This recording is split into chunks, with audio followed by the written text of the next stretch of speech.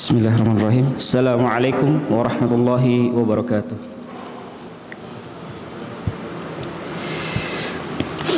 Alhamdulillah.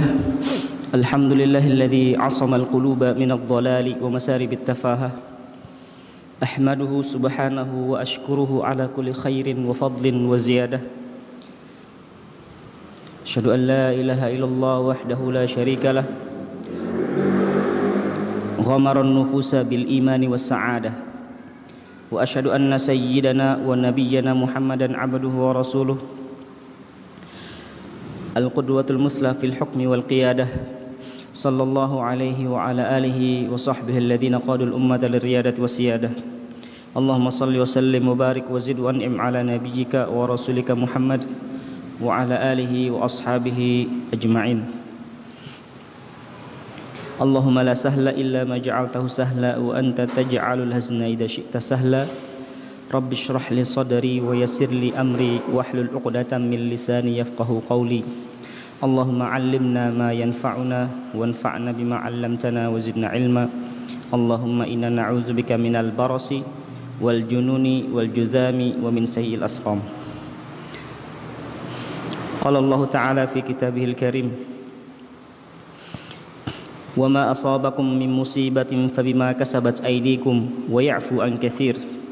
Wa qala ta'ala: zahara al-fasadu fil barri wal bahri bima kasabat aydin nas liyudhiqahum ba'dal ladzi 'amilu la'allahum yarji'un. Wa qala sallallahu alaihi wasallam: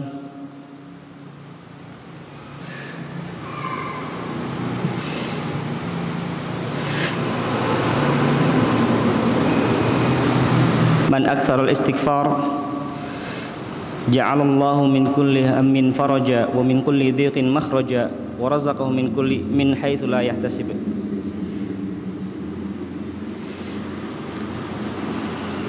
Hadirin yang dirahmati Allah Subhanahu wa taala. Alhamdulillah, kita bersyukur kepada Allah Subhanahu wa taala yang masih memberikan kepada kita nikmat sehat, yang masih memberikan kepada kita nikmat hidayah dan taufiknya, sehingga kita masih mendapatkan bimbingan dari Allah Subhanahu wa taala untuk menapaki kehidupan ini. Kita bersyukur akan hal itu. Apalagi kita saat ini masih berada di tengah situasi yang membutuhkan energi untuk bisa melalui masa-masa ini. Kita masih berada dalam kondisi musibah, wabah yang melanda dunia.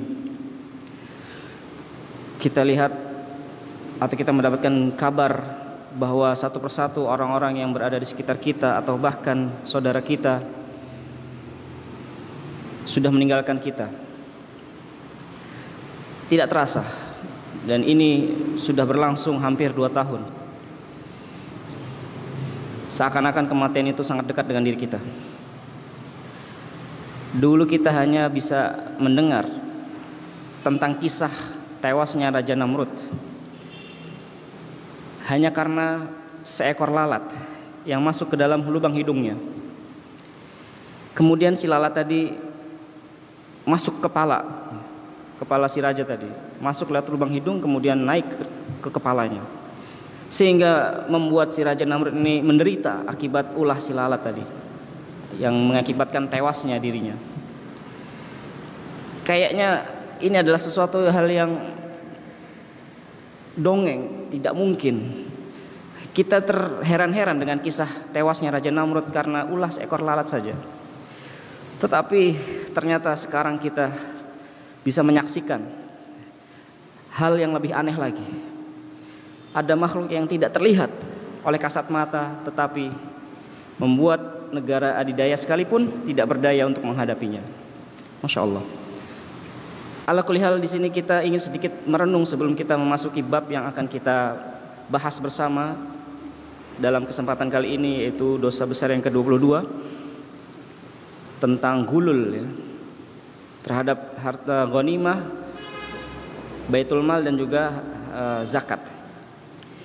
Sebelum itu kita akan sedikit mengintrospeksi atau mentadaburi firman Allah yang berbunyi, wa ma asabakum min musibatin fabima kasabat aydikum wa ya'fu an katsir.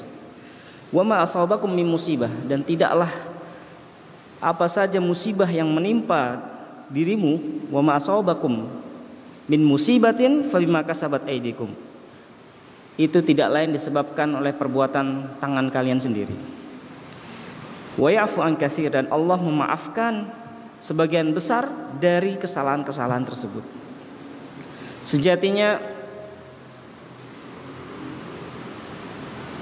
dosa yang kita lakukan atau kesalahan-kesalahan yang kita lakukan itu, seandainya jika ingin Allah balas dengan balasan yang setimpal, mungkin kita tidak akan sanggup untuk menerima balasan daripada perbuatan kita sendiri. Di dalam firman Allah ini, sejatinya Allah ketika ingin, firman Allah yang ini berkaitan dengan firman Allah yang lainnya, dhaharal fasadu fil barri wal bahri bima kasabat aydin nas liyudhiqahum ba'dalladzi amilu.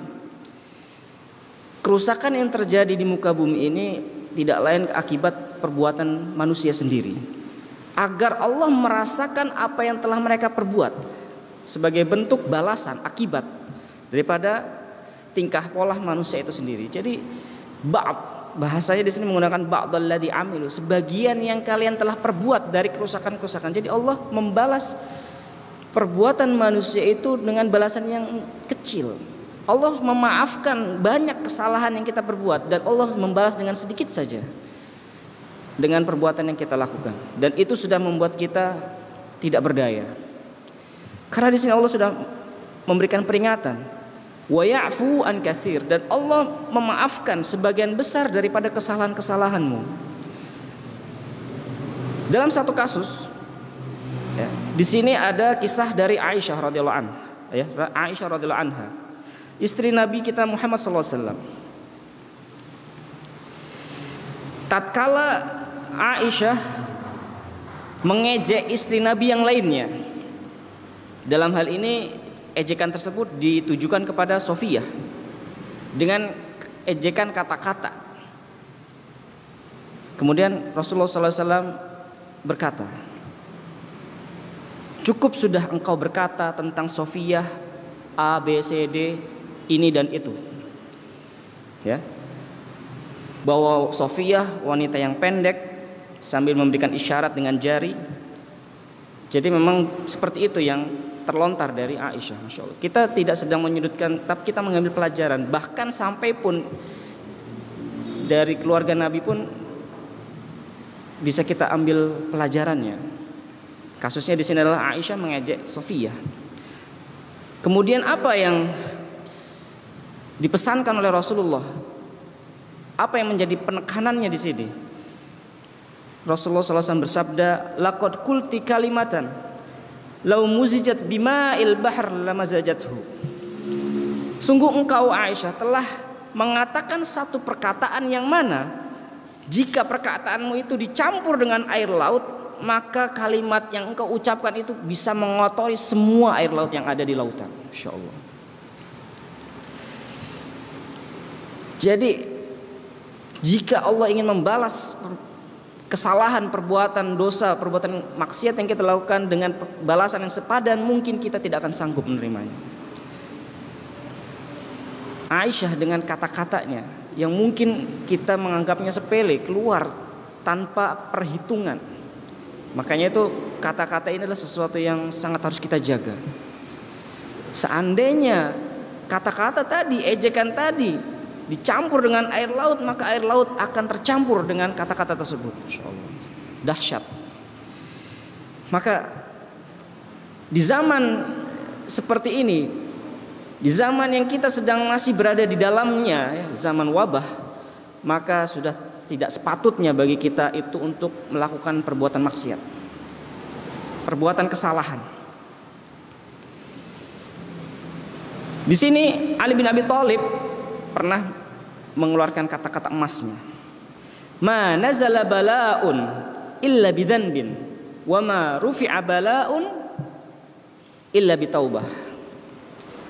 Bala itu tidak mungkin akan turun kecuali karena sebab dosa. Ma nazala bala'un illa bidzanbin. Tidaklah musibah itu datang kecuali karena ada dosa di situ, dikarenakan dosa yang terjadi. Dan tidaklah terangkat musibah itu atau hilang, wabah itu bisa hilang, gimana caranya? Dengan taubat. Illa bitaubah. Sejatinya yang harus kita kencangkan, yang harus kita jaga adalah diri kita agar tidak melakukan perbuatan maksiat, perbuatan kesalahan. Kemudian sahabat Nu'man bin Bashir radhiyallahu anhu juga pernah melontarkan pernyataan yang sangat bagus. Innal halakata kullal halakah an ya'mala bis sayyiati fi awqatil waba. Sungguhnya kebinasaan yang paling binasa, innal halakata kullal halakati an ya'mal, seseorang melakukan perbuatan buruk, perbuatan maksiat, melakukan maksiat di waktu wabah, di waktu turunnya musibah, fi awqatil wabah, insyaallah. Jadi perbuatan dosa yang kita lakukan di saat-saat seperti ini sejatinya kebinasaan. Oleh karena itu, mari kita mengukur diri kita, mengkaji diri kita, hal-hal yang dapat menjadikan diri kita itu berdosa. Karena ketika diri kita melakukan perbuatan dosa, sejatinya kita telah mengeluarkan diri kita dari barisan orang-orang yang bertakwa. Oleh karena itu layak atau patut untuk kita mengkaji lagi ya dosa-dosa besar agar kita bisa menghindarinya. Masya Allah, agar kita tidak melakukannya. Karena perbuatan maksiat yang dilakukan di saat sekarang ini itu adalah sebuah kebinasaan yang paling binasa. Dan bagaimana kita mengharapkan agar wabah ini selesai sementara kita masih terus bergelimang dosa? Tadi sudah disebutkan, musibah atau wabah itu tidak mungkin terangkat kecuali dengan taubat. Musibah atau wabah itu datang dikarenakan sebab dosa yang terjadi. Baik, pembahasan kita pada kesempatan kali ini adalah tentang dosa besar yang ke-22, al-ghulul fil ghanimah. Ya, al-ghulul minal ghanimah, baitul mal dan juga zakat. Ghulul ini adalah perbuatan khianat sejatinya. Tetapi kalau banyak kita baca di dalam literatur atau makalah-makalah atau kitab-kitab, mungkin banyak yang membawakan definisi ghulul ini kepada satu tindakan korupsi. Tetapi perlu kajian lebih lanjut sebenarnya. Taib, kita bahas dari sisi al-kabairnya dulu, al-kabirahnya dulu. Al-kabirah ats-tsaniyah wal 20, dosa besar yang ke-22. Bagaimana Imam Adz-Dzahabi menempatkan dosa ini kepada termasuk dalam dosa besar. Al-ghulul, perbuatan khianah dalam urusan harta rampasan perang, dalam baitul mal, kas negara, atau dalam zakat. Maksud dalam berkhianat di sini adalah mengambilnya, atau harta rampasan perang itu belum dibagi oleh pemimpin, tetapi dia sudah mengambilnya terlebih dahulu, mendahului pembagian harta rampasan perang, atau dia mengambil kas negara, bisa dikatakan dengan satu tindakan korupsi, ya, mengambil uang negara, atau dia menerima hadiah ketika dia berposisi sebagai pegawai, ya, pejabat. Karena kasus yang terjadi di sini adalah kasus pegawainya Rasulullah SAW yang diperintahkan untuk mengambil zakat, ya, para penduduk, tetapi pada kasus ini dia diberi hadiah oleh salah seorang yang membayar zakat. Maka di sini disebut juga dengan hadayah umal, gitu ya. Akan kita bahas insyaallah. Maka pembahasan kita yang pertama adalah dari sisi al-kabairnya dulu, al-kabirahnya dulu. Baik, bismillahirrahmanirrahim. Al-kabirah ats-tsaniyah wal 20. Al-kabiratu ats-tsaniyah wal 20. Al-ghululu minal ghanimah. Wa hiya min baitil mali wa minaz zakah. Allah Subhanahu wa taala berfirman, "Innallaha la yuhibbul kha'inin." Allah tidak menyukai orang-orang yang suka berkhianat, para pengkhianat. Masya Allah. Maka siapapun yang melakukan perbuatan seperti itu disebut dengan perbuatan khianat atau al-ghal, orang yang berkhianat. Wa makana lin nabiyyin ayyahul. Di sini Allah Subhanahu wa taala menggambarkan atau memberikan peringatan, memberikan petunjuk kepada manusia dalam firman-Nya surat Ali Imran ayat 161. Wa makana lin nabiyyin ayyahul. Di sini Allah mensucikan para nabinya, para orang-orang terpilih yang menjadi nabi dan rasul, menjadi utusan Allah, ya, para pemangku risalah. Allah sucikan daripada perbuatan al-ghulul, al-ghal, ya, al-ghil, al-ghal, al-ghulul, ayyaghul. Tidak, dan seorang nabi itu tidak mungkin berbuat ghulul. Wa may yaghlul, barang siapa yang berbuat ghulul, ya'ti bima ghalla yaumil qiyamah, dia akan membawa hasil ghululnya tadi di hari kiamat nanti. Masya Allah. Wa fi sahih Muslim, kemudian di sini Imam Ad-Dabi membawakan satu riwayat dari Sahih Muslim dari Abi Hurairah radhiyallahu anhu qala qama fina Rasulullah sallallahu alaihi wasallam zata yaumin fadzakarul ghulul fa'azzamahu 'azama amrah. Satu ketika Rasulullah berdiri, ya, di tengah-tengah kami, tengah-tengah kita. Kemudian mengingatkan tentang perkara al-ghulul, tentang besarnya perkara ini. Ini bukan perkara yang sepele, ini ada perbuatan yang besar, ya, pengaruhnya, efeknya, akibatnya. Kemudian beliau bersabda, la alfayanna ahadukum yaji'u yaumal qiyamati ala raqabati ba'irun lahu rughaun yaqul ya Rasulullah aghithni.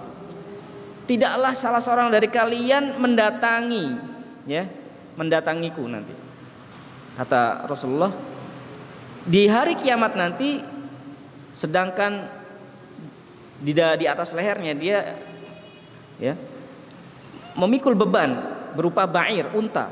Di lehernya ada unta, Masya Allah, memikul unta yang mengeluarkan suara unta. Rugha itu suara unta. Apa bahasanya? Melenguh gitu, ya. Kemudian dia berkata, ya Rasulullah aghisni, wahai Rasulullah tolong aku. Di hari kiamat ada seseorang yang mendatangi Rasulullah dalam keadaan seperti itu. Kemudian Rasulullah menjawab, la amliku laka minallahi syai'an. Aku tidak memiliki apapun yang dapat menolongmu, ya, untuk bisa menolongmu. Qad ablagtuka, aku telah menyampaikan, aku udah kasih tahu di dunia. Kemudian ada lagi kasus yang berikutnya, la alfayanna ahadukum yaji'u yaumal qiyamati ala raqabati farasun lahu hamhamah. Tidaklah salah seorang mendatangiku di hari kiamat nanti, sedangkan di lehernya itu ada kuda dengan suara kudanya, ya, meringkik. Kemudian dia berkata, ya Rasulullah aghisni, wahai Rasulullah tolong aku. Kemudian Rasulullah pun menjawab dengan jawaban yang sama seperti yang pertama tadi. Aku tidak memiliki sesuatu apapun yang bisa, ya, untuk menolongmu, yang dapat aku pergunakan untuk menolongmu. Aku nggak bisa nolong. Aku telah sampaikan permasalahan ini dulu. Ablagtuka. Kemudian kasus berikutnya. Datang lagi salah seorang di antara kalian pada hari kiamat, di lehernya terikat kambing dengan suara embikannya. Kemudian berkata, Rasulullah tolong aku. Rasul pun menjawab dengan jawaban yang sama.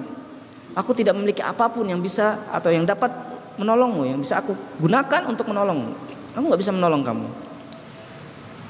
Kemudian datang lagi kasus berikutnya, la alfayanna ahadukum yaji'u yaumal qiyamati ala raqabatihi nafasun laha siyah. Datang lagi kasus berikutnya dengan binatang, ya, jenis apapun pokoknya binatang, dengan suaranya, dengan teriakannya, siyahun, ya, dengan teriakannya.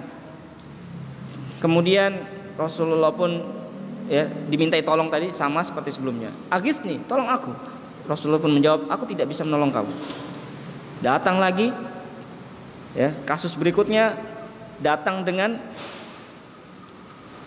baju yang berkibar-kibar. Jadi di lehernya terikat baju yang berkibar-kibar. Kemudian minta tolong lagi sama Rasulullah, dan Rasulullah pun menjawabnya, nggak bisa, aku nggak bisa menolong kamu. Sampai yang terakhir, ya, barang-barang berharga apapun bentuknya, diikat di lehernya di hari kiamat. Dia datang dalam keadaan seperti itu. minta tolong kepada Rasulullah, dan Rasulullah pun menjawab dengan jawaban yang sama, nggak bisa. Apa hal gerangan? Di sini hadis diriwayatkan oleh Muslim. Faman akhadha syai'an min hadhil anwa' al-madhkurah min al-ghanimah qabla an tuqsam, ya, bainal ghanimin, barang siapa yang mengambil sesuatu daripada hal-hal yang disebutkan tadi, apapun bentuknya ghanimah itu, mau bentuknya binatang ternak atau apapun, ya, perhiasan, barang-barang berharga, baju, apapun,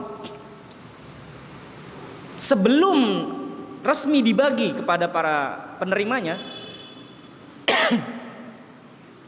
para penerima ghanimah atau baitul mal, ya, harta-harta itu merupakan masuk dalam kas negara dan tidak ada pembagian, tetapi dia sudah mendahulunya untuk mengambil, ya, uang dari atau harta dari kas negara tanpa adanya izin daripada seorang pemimpin, ya, izin daripada presiden, izin daripada imam,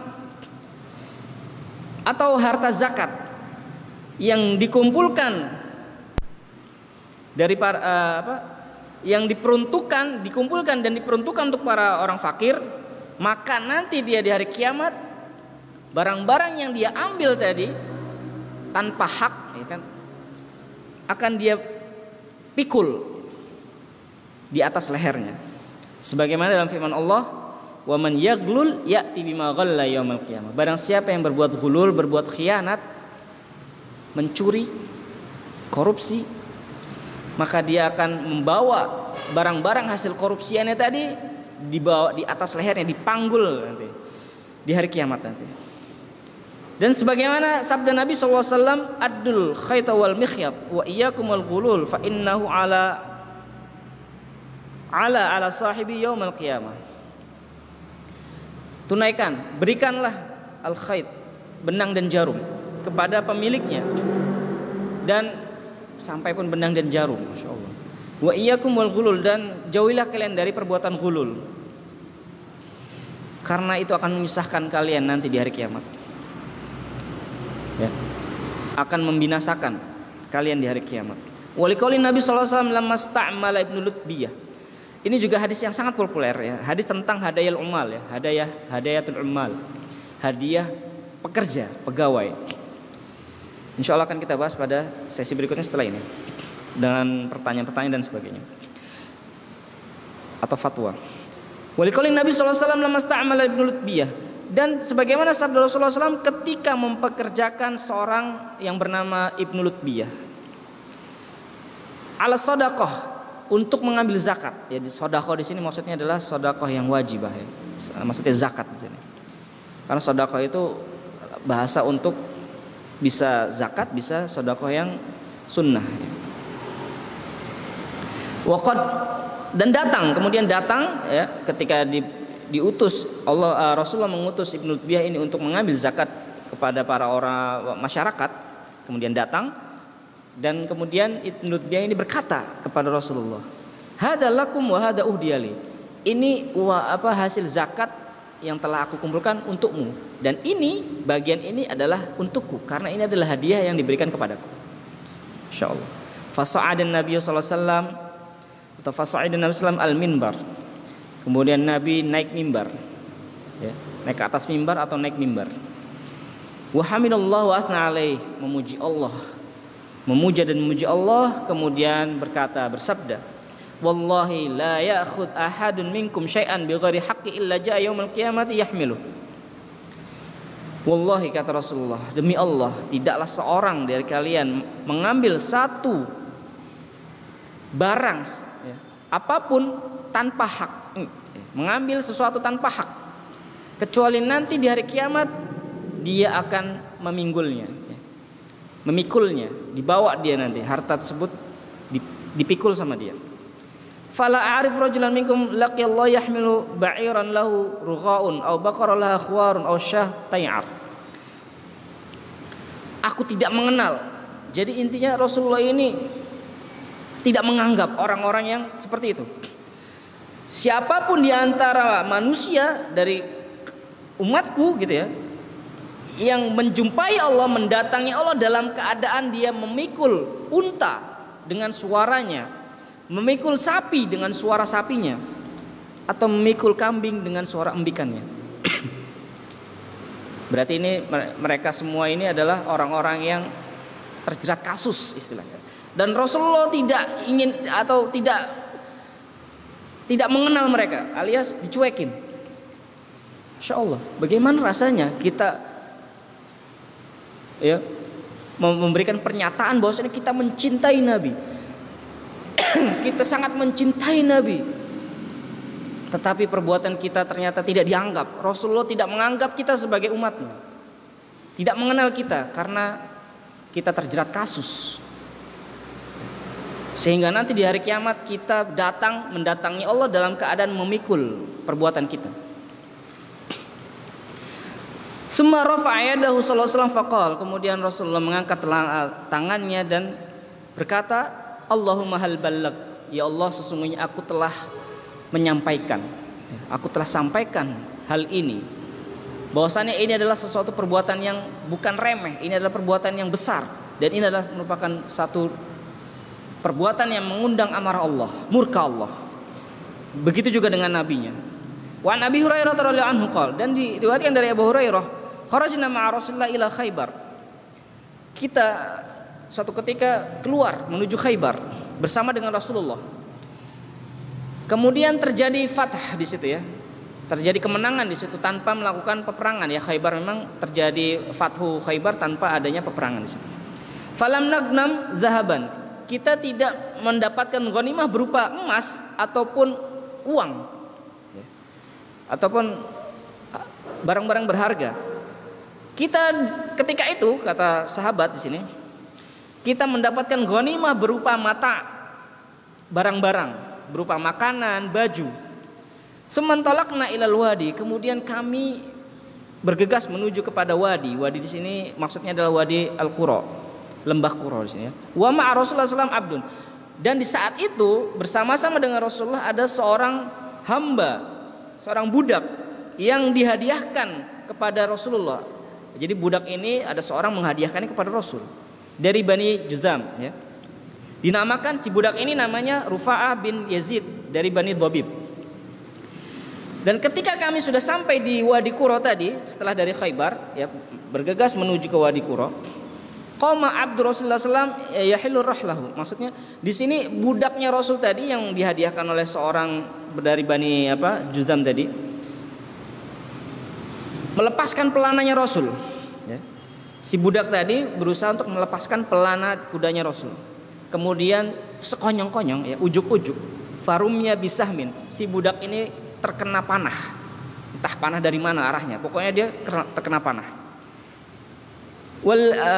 Fakana fi hatfu, yang menyebabkan kematiannya. Kemudian para sahabat kan tidak mengetahui hal yang gaib ya kan. Para sahabat hanya melihat dari zahirnya. Masya Allah.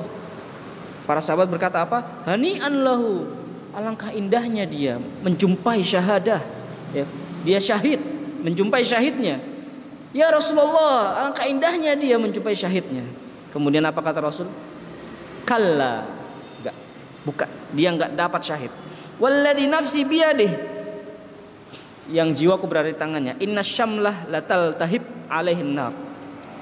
Baju zirahnya dia ya kan, jubahnya dia itu akan menyala-nyala api ya, bajunya itu menyala api dari neraka.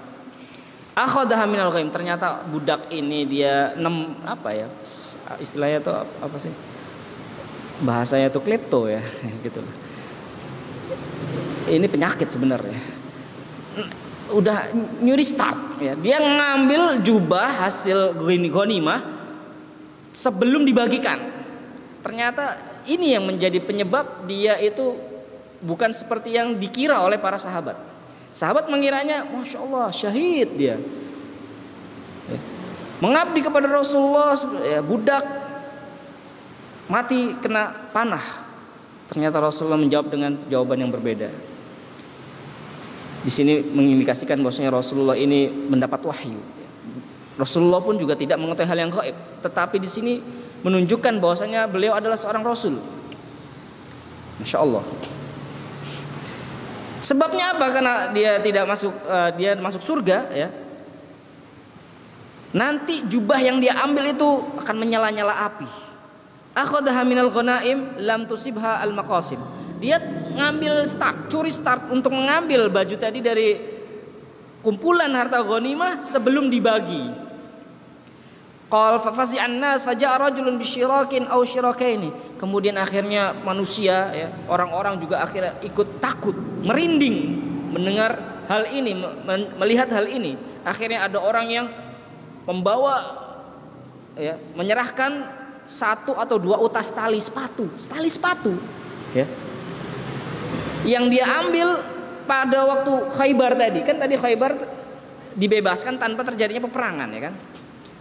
Belum dibagi hartanya tadi, kan hartanya tadi tidak berupa emas ataupun perhiasan, tetapi harta yang ada di Khaybar adalah berupa barang-barang ya, barang-barang. Akhirnya orang yang tadi udah curi start tuh ada yang ngambil seutas tali, di sini disebutkan seutas tali sepatu atau 2 utas tali sepatu, diserahin. Faqala Rasulullah, kemudian Rasulullah bersabda, syirakun aw syirakani minan nar. Ini nanti bisa jadi api nanti di neraka, di akhirat nanti, insyaallah. Jadi betapa kita jangan sampai menganggap sepele sesuatu yang seperti ini. Dan ini terjadi di zaman Rasul, di zaman Rasul. Makanya Allah berfirman, Nabi itu tidak mungkin berbuat gulul, berbuat khianat, ya tidak adil dalam hal apapun, dalam pembagian harta perang ya. Tidak mungkin, kata Allah. Tidak mungkin bagi seorang nabi itu berbuat al-ghulul, an yaghul. Maka di sini lanjutan ayatnya apa? Waman yaglul. Ingat, barang siapa yang berbuat ghulul, berbuat khianat.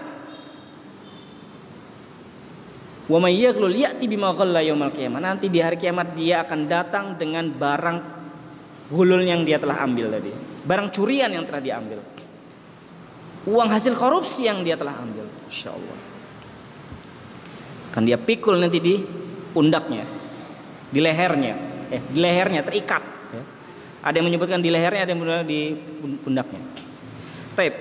An Abdullah bin Amr radhiyallahu anhu qala, dari Abdullah bin Amr radhiyallahu anhu, kana ala saqli Rasulullah rajulun yuqal lahu Karkarah. Famat, faqala Nabi sallallahu alaihi wasallam huwa finnar. Satu ketika ada seorang yang bernama Karkara ya, di sini Karkara. Seorang dikatakan dengan Karkara. Kemudian Nabi SAW bersabda, dia berada di neraka. Dia waktu itu sedang ikut peperangan, kemudian mati gitu ya, meninggal. Namanya Karkara di sini. Fadahabu, kemudian kata Rasulullah dia di neraka. Akhirnya para sahabat kan berusaha untuk mencari tahu kenapa dia di neraka, padahal dia ini mati dalam keadaan yang baik gitu. Fadahabu yanzuruna ilaihi fawajadu ubaah qad ghallaha. Sama ya. Kemudian para sahabat ingin mencari tahu, di sini ini hadisnya riwayat Bukhari ya, masyaallah. Kemudian mendatangi si Karkarah tadi, melihat apa yang terjadi. Ternyata para sahabat mendapati si Karkarah tadi ini telah mencuri hasil rampasan perang. Ditampakkan di situ langsung ya, di dunia, masya Allah, berupa jubah ya, pakaian yang dia ambil sebelum dibagi ya. Dia ambil jubah atau pakaian antara rampasan perang sebelum terjadinya pembagian, itu sudah menjadi api yang menyala-nyala. Wa an Zaid bin Khalid al-Juhani atau al-Juhni ya, anna rajulan qalla fi ghazwati Khaybar famtana an Nabi sallallahu alaihi wasallam minas shalah alaihi. Nah, di sini dari hadis sahabat Zaid bin Khalid, seorang telah melakukan perbuatan ghulul pada waktu perang Khaybar. Kemudian Nabi SAW enggan ya, untuk menyolati jenazahnya tadi. Wallahu alam apakah yang dimaksud ini adalah tadi ya, si budak tadi atau yang lainnya. Intinya adalah pada saat perang Khaybar itu ada yang meninggal gitu ya, ada yang wafat di situ, tapi Nabi enggan untuk menyolatinya. Waqal inna sahibakum qalla fi sabilillah. Kenapa? Alasannya apa? Karena kawanmu ini ya, yang mati ini, yang aku tidak mau menyolatinya, dia telah melakukan perbuatan gulul ya, di jalan Allah. Qal fafatashna mata'ahu fawajadna fi kharazan min kharazil yahud ma yusawi dirhamain. Ketika Nabi bilang gitu, para sahabat akhirnya memeriksa gulul apa, benda apa yang diambil gitu loh sebelum terjadi pembagian. Akhirnya diperiksa barang-barang dia, maka para sahabat mendapati dia hanya mengambil manik-manik hasil rampasan perang gitu ya. Ya, klepto gitu, hal-hal yang kecil padahal kecil gitu ya. Yang mungkin bagi sebagian orang itu tidak menganggapnya sebagai sesuatu yang bernilai, tapi bagi dia ini adalah bagus gitu. Manik-manik dari miliknya orang Yahudi yang menjadi harta rampasan perang, yang kalau ditakar itu harganya nggak nyampe 2 dirham, padahal nilainya kecil, tetapi ini adalah satu perbuatan yang besar di sisi Allah. Bukan kita tidak melihat kepada nilai daripada barang yang diambil, tetapi lihatlah dari perbuatannya.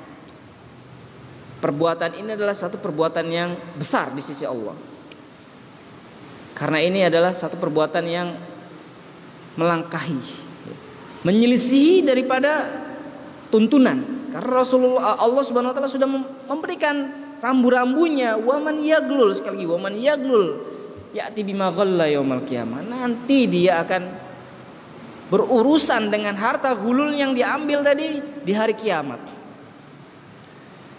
Insyaallah. Rasulullah tidak mau menyolati orang ini karena sebab dia mengambil manik-manik dari milik orang Yahudi yang menjadi harta rampasan perang, yang kalau ditakar nilainya tidak lebih dari 2 dirham. Al-Imam Ahmad rahimahullah berkata, "Ma na'lam anna nabiyya imtana'a 'anis shalah 'ala ahadin illa al-ghal." Kami tidak menjumpai satu alasan di mana Nabi itu tidak mau menyolati jenazah kecuali pada satu kasus. Ya, kecuali kepada orang yang melakukan ghal, ya, si ghal, ya, pelaku gulul, ya, al-ghal, kecuali orang-orang yang melakukan perbuatan gulul, Nabi tidak mau menyolatinya. Kemudian waqatil nafsihi, dan orang yang bunuh diri. Jadi Nabi itu tidak mau menyolati jenazah orang yang melakukan perbuatan gulul dan orang yang bunuh diri. Insyaallah. Wajah anin Nabi sallallahu alaihi wasallam. Nah, ini adalah hadis yang paling populer. Dan telah datang satu petunjuk dari Rasulullah sallallahu alaihi wasallam tentang hadayal ummal ghulul, kata Rasulullah. Hadiah ummal, hadiah buat pegawai itu adalah termasuk dalam kategori ghulul.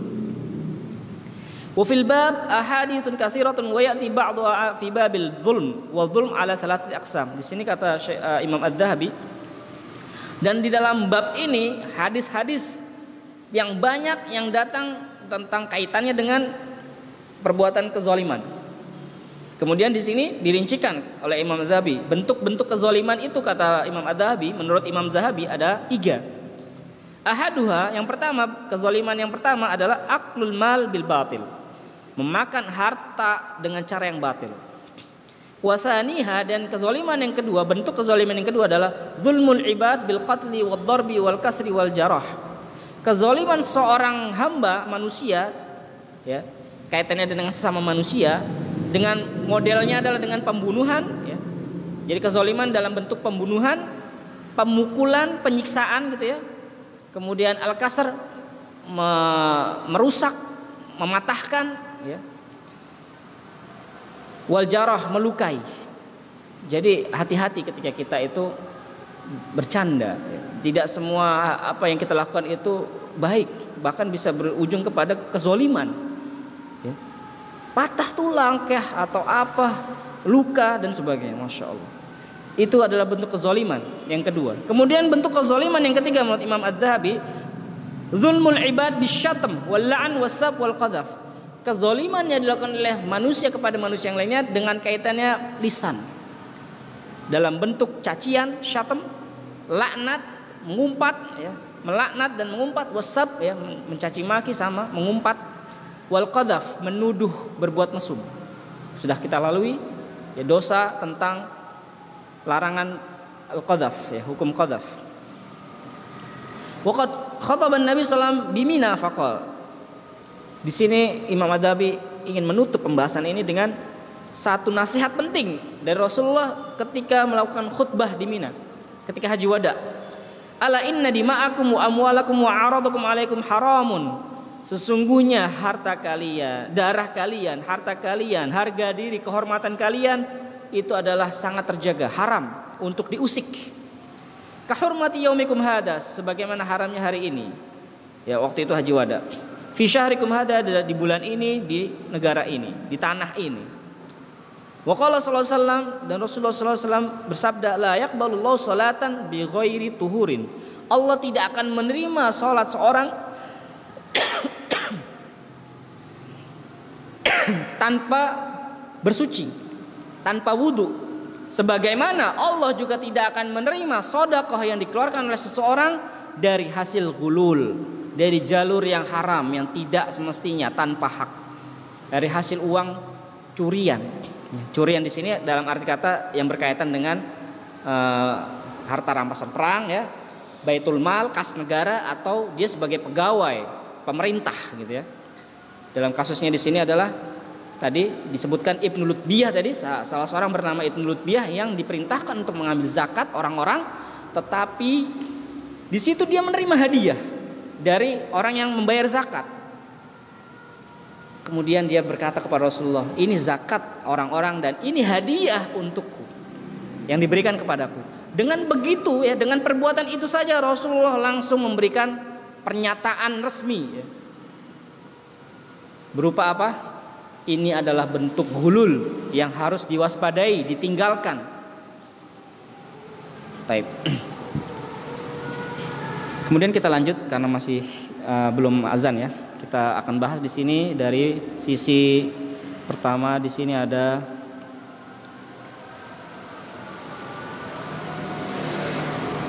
ini dia nih. Kita akan bacakan dulu fatwa dari MUI, ya. Jelas, ya, kalau kita baca makalah-makalah atau referensi-referensi, kebanyakan gulul itu didefinisikan dengan bahasa korupsi. Riswah dan korupsi agak sedikit beda menurut definisi kalau dibahas di sini, ya. Nah, di sini disebutkan kalau riswah itu adalah pemberian yang diberikan oleh seseorang kepada orang lain, pejabat, dengan maksud meluluskan suatu perbuatan yang batil, ya. Itu riswah di sini, ya. Atau membatalkan perbuatan yang hak. Kalau suap, uang pelicin, money politik, ya, ini istilah-istilah aja sih. Kemudian ada hadiah kepada pejabat, ada korupsi, tindakan pengambilan sesuatu yang ada di bawah kekuasaannya. Tapi semua itu masuk dalam kategori apa? Gulul sejatinya, apapun bentuknya, ya. Jelas kalau di sini dikatakan hukumnya, di sini ada perincian memang hukum daripada riswah, hukum daripada suap, hadiah, tapi semuanya adalah haram, semuanya merujuk kepada haram. Memberikan riswah dan menerimanya hukumnya adalah haram. Melakukan korupsi hukumnya haram. Memberikan hadiah kepada pejabat di sini dirinci, ya, di sini dirinci. Bisa dibaca nanti di fatwa MUI. Di sini akan kita bahas di sini adalah hadiah pejabat, ya, hadiah ummal, ya, hadiah ummal. Hadiah ummal, nah nih. Baik. Syekh Muhammad bin Shalih Al-Utsaimin di sini menjelaskan dalam fatwanya, hadiah bagi pekerja termasuk dalam kategori hulul, pengkhianatan. Jika seorang pegawai pemerintah dia diberi hadiah oleh seseorang yang berkaitan dengan pekerjaannya, maka ini termasuk dalam kategori hadiatul ummal, hadiah pegawai, ya. Orang memberikan hadiah kepada pekerja. Di sini yang digarisbawahi pekerja pemerintah, ya. Hadiah seperti ini adalah bentuk gulul, tidak boleh diambil sedikit pun oleh pekerja tadi walaupun dia menganggapnya baik. Kemudian Syekh Utsaimin juga mengatakan tidak boleh bagi seorang pegawai di wilayah pemerintahan menerima hadiah yang berkaitan dengan pekerjaannya. Seandainya kita membolehkan hal ini, kata Syekh Utsaimin, maka ini akan menjadi pintu riswah, pintu daripada suap atau menyogok. Dan ini sangat berbahaya dan termasuk dalam kategori dosa besar. Hadiah semacam ini tidak boleh dia terima, baik dinamakan hadiah, sedekah, zakat, tidak boleh diterima. Insyaallah. Mengapa dikatakan dengan khianat? Di dalam Mausu' al-Fiqhiyah disebutkan Nabi SAW pernah menerima hadiah. Nah, ini bedanya. Nabi menerima hadiah dengan statusnya adalah pegawai atau pejabat. Di sini ada satu kasus menarik nih. Umar bin Abdul Aziz satu ketika pernah mengembalikan hadiah sebagaimana hadiah untuk pejabat. Kemudian beliau tidak mau menerimanya. Umar bin Abdul Aziz sebagai khalifah waktu itu menerima hadiah, tapi beliau tolak hadiah itu. Kemudian Umar bin Abdul Aziz memberikan jawaban yang sangat mantap, sangat brilian. Ya. Kata Umar bin Abdul Aziz gimana? Rasulullah SAW ketika menerima hadiah itu adalah bagi beliau adalah sebuah hadiah, tetapi bagi kita adalah sebuah suap. Beliau SAW mendapatkan hadiah semacam itu lebih tepat karena kedudukan beliau adalah sebagai Rasul, sebagai Nabi, bukan karena jabatan beliau sebagai penguasa. Sedangkan kita mendapatkan hadiah semacam itu karena sebab kita adalah sebagai pejabat. Ya banyak kita saksikan ya, para pejabat mendapatkan hadiah parsel atau apapun bentuknya. Sejatinya itu adalah sesuatu yang harus dihindarkan, tidak boleh diterima. Ya karena itu termasuk dalam kategori hadiah ummal. Sebagaimana disebutkan di sini, ya hadiatul ummal gulul. Hadiah ummal itu adalah sebuah bentuk gulul. Hadiah ummal gulul.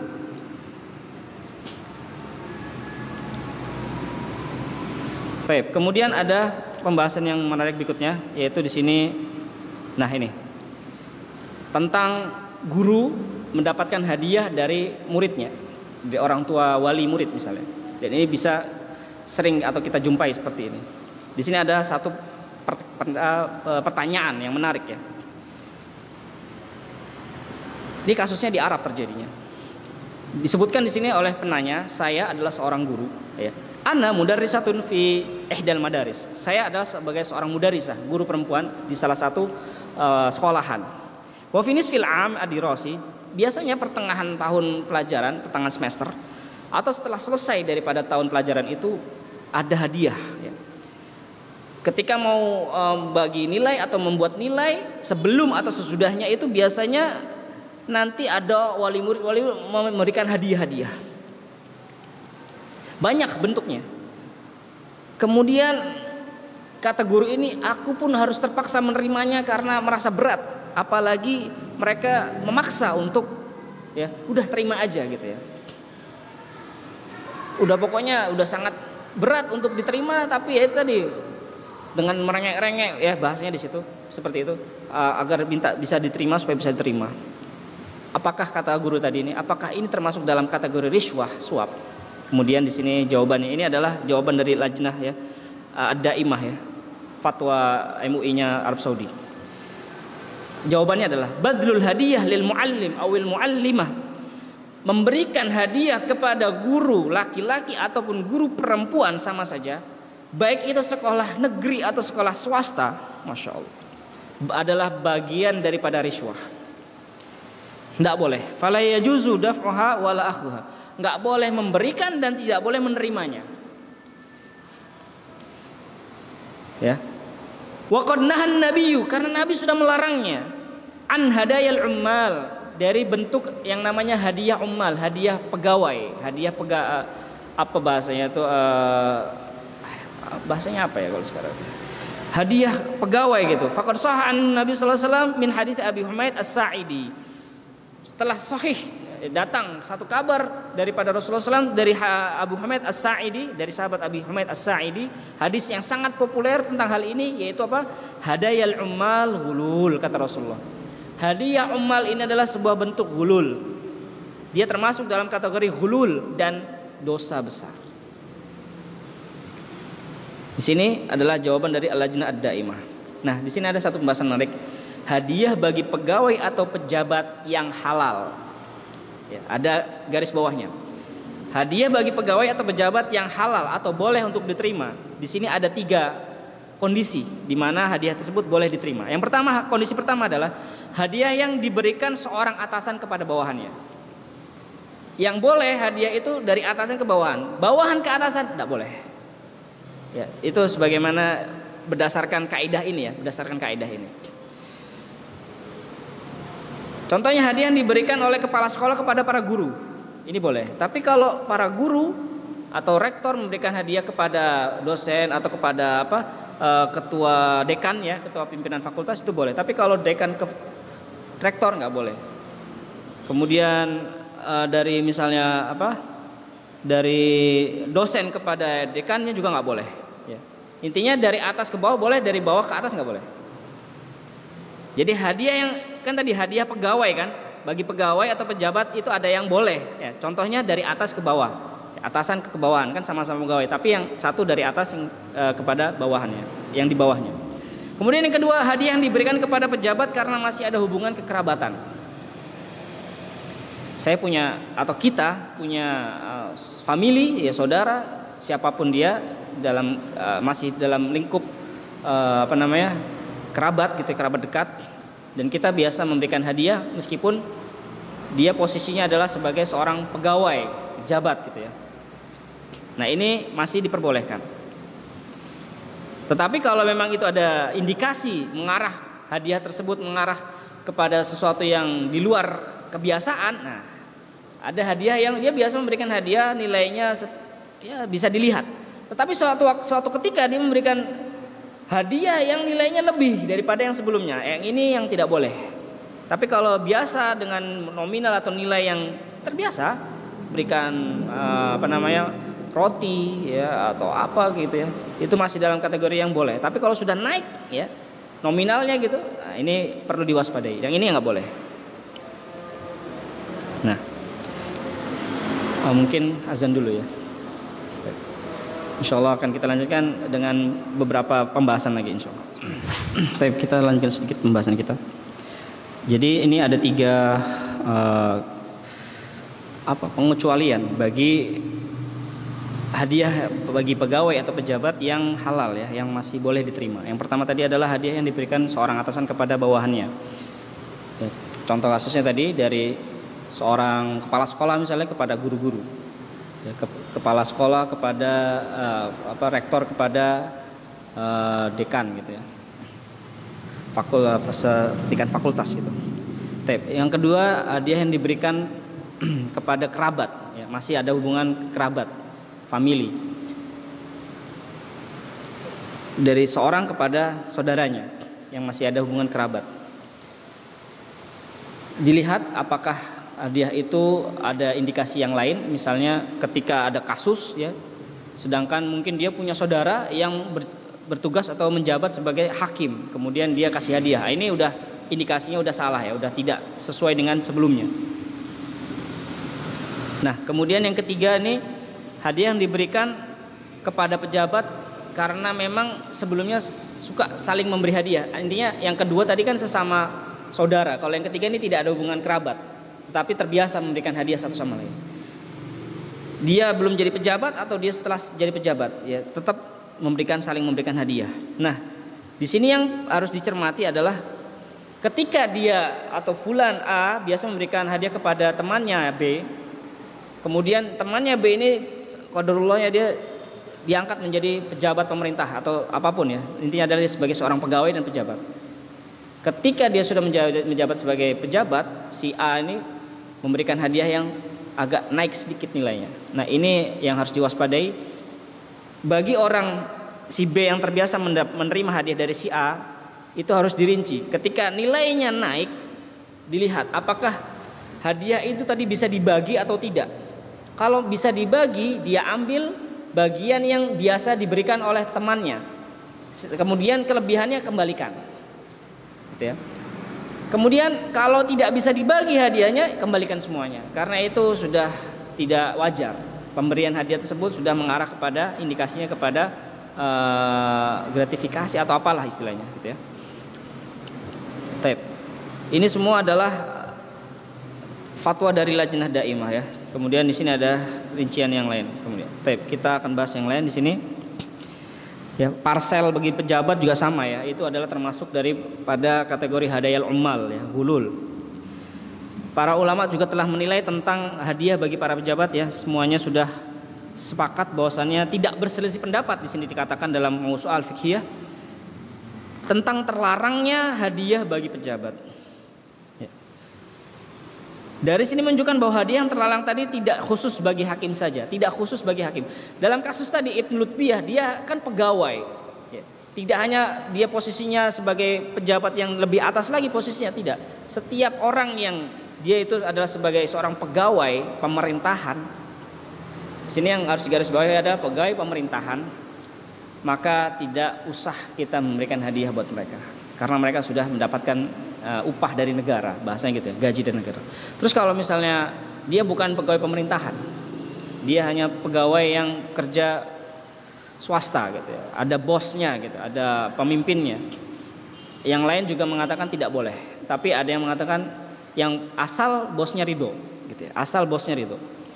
Tips gitu ya bagi orang pegawai-pegawai ya di luar pemerintahan, kan biasa gitu ya ngasih tips gitu ya.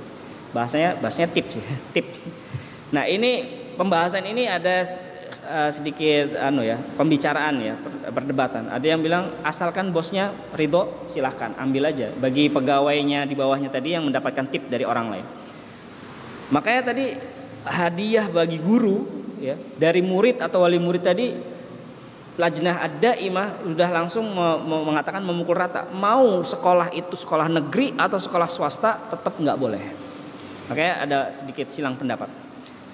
Jalan keluarnya ya sudah, ketika ada wali murid yang memberikan hadiah, kembalikan, atau silahkan hadiah ini misalnya untuk pembangunan sekolah saja gitu ya, untuk pembangunan sekolah atau biaya apapun, jangan kepada saya ya, karena ini adalah sebuah hadiah ummal gitu ya, hadiah ummal yang masuk dalam indikasi dosa besar yang disebutkan dalam firman Allah ya, wa man yaglul ya'ti bima ghalla yaumil qiyamah. Atau ketika misalnya anaknya sudah lulus, wallah alam apakah ini masih bisa diperbolehkan atau tidak. Tetapi di sini dalam kaidah fatwa ini tidak ada rincian mau anaknya sekolah masih di situ atau sudah tidak di situ, jangan menerima hadiah. Insyaallah. Tetapi tadi kita balik lagi, ada pengecualian tadi, hadiah bagi pegawai yang boleh, yang dihalalkan itu ketika tidak ada indikasi ke arah riswah ya.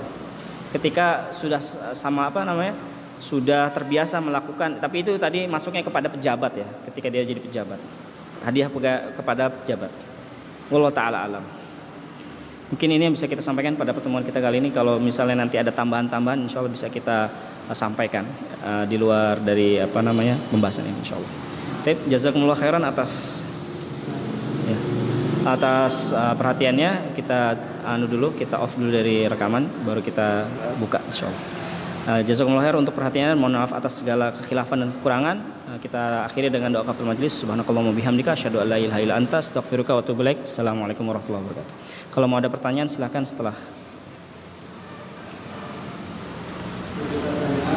Kalau ada pemesan ayam sebuah pesantren tarikat atau tasawuf untuk acara haul masjidnya, acara kita bagaimana hukum jual belinya? Apakah termasuk kategori tolong dalam kemaksiatan kepada Allah? Ini ada catering gitu ya misalnya, terus terima orderan gitu untuk acara seperti itu gitu ya, gitu kan kasusnya kan? Ya. Kasusnya dia menerima. Ya, dia penjual ayam ekor.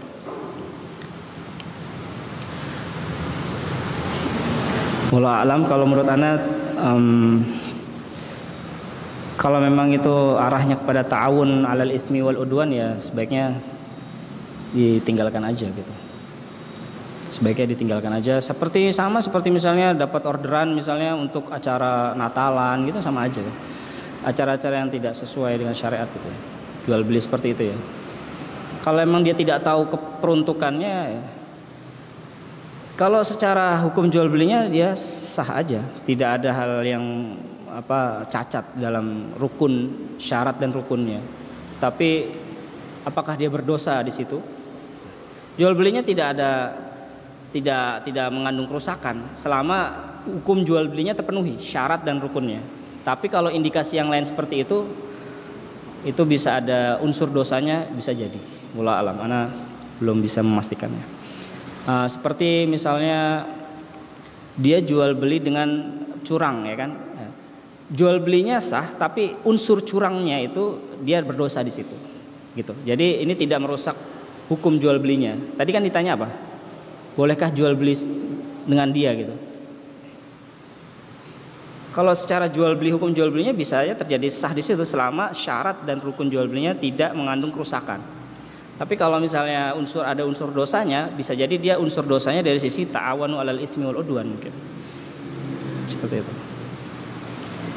Ya, mau milih yang mana? Jual belinya dia dapat keuntungan di sisi jual beli, tidak ada dosa di jual belinya, tetapi dosanya dari sisi yang lain. Wallahu a'lam. Ya, insya Allah kita kaji lagi. Ada lagi yang mau mungkin kita berdiskusi? Untuk pembahasan gulul ini, pembahasan kalau buka di referensi-referensi itu kebanyakan ngarahnya kepada korupsi ya, kepada pembahasan korupsi. Sedangkan setelah ini kita akan bahas tentang sarikoh, pembahasan tentang sarikoh, nyambung. Dosa besar yang kedua tiga kan tentang sarikoh, pencurian. Baik. Ada yang mau tanya lagi? Enggak ada. Oke, kita akhiri. Assalamualaikum warahmatullahi wabarakatuh.